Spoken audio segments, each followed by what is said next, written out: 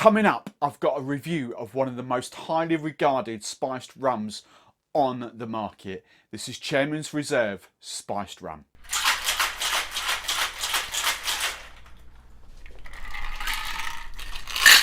Now, this beast has been around since at least 2010. I can't find a definitive date online, but I know for a fact I can trace its history back from my own personal use back to 2010.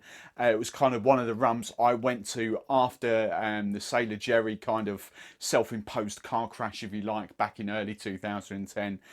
So I'm guessing it may have even been predating that, but certainly 2010. 2013 is kind of when it started to win awards, and it has won so many awards now, which is quite rare for a spiced rum. For me, it's got a totally different profile to your Sailor Jerry's, to your Dead Man's Fingers, to your Red Legs, to your Krakens, everything like that. Everything about this is proper rum that has been spiced. Now, that may sound a little bit stupid to you, because a lot of people will be thinking, well, hang on a minute, surely most spiced rums are proper rums. The thing is, a lot of these spiced rum brands, you don't actually know the heritage of that rum, what the base rum is they're using. It could be any old sods that they're kind of flavouring up to mask the taste. It could be the cheapest, nastiest rum. However, we know from this is actually Chairman's Reserve, a normal rum that they then finish off slightly differently for 6 months.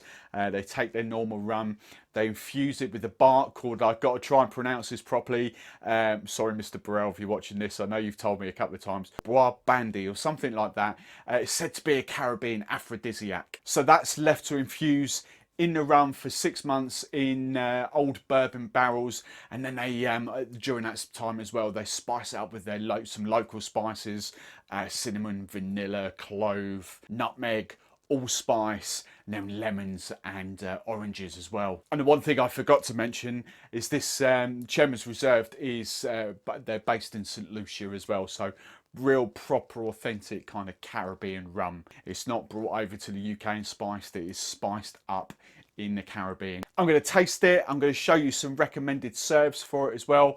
But if you like the sound of it, if you want to get a bottle from yourself, it's very sort of fluctuating in prices. For the trade, we're quite lucky. It's actually less VAT, it's actually under 20 quid, it's about 18 quid.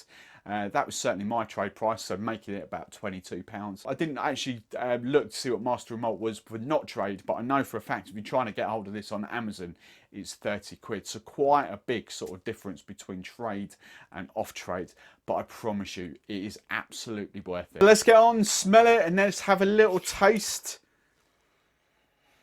On the nose, as I say, it's a very, very different kind of spiced rum profile to what I've been used to what I've been reviewing. It is rum, and actually quite the smell is Christmas. It is Christmas on the nose without a shadow of a doubt. The big spices that come through: nutmeg, clove, cinnamon. Again, the last rum I reviewed was that the Clementine spiced rum.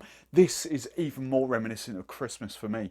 Right, let's have a little taste. Right, swirl it around, chill it down. I like just a tiny bit of dilution. That hits you straight away in the mouth. There is absolutely no burn on there at all. That is such a pleasure to drink neat. I'm not even going to sure I'm going to want to try it with mixers. That is such a lovely sipping rum. To me, that is just like liquid Christmas cake. The sort of the spices dull down a little bit. The nutmeg's still there. The cinnamon's there. Definitely massive cloves.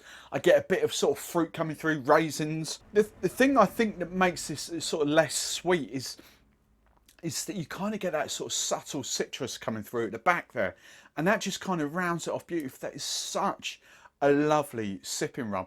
This is without doubt my favourite spiced rum to drink neat today out of all the reviews I've done. It's a completely different category for me. This is rum that has been spiced as opposed to a kind of, I know it sounds stupid, but it's quite compared to a kind of rum that's been purposely brought in to spice up to make it taste better, if you know what I mean. So as you can see, I've just had a little play around with some different mixers.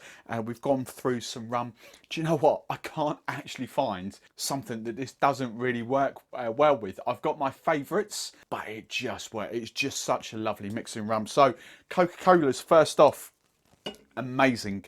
Rum, spiced rum and Coke, quite possibly the best spiced rum and Coke I've tasted so far. But this one I did for the diabetes that I tried the other day.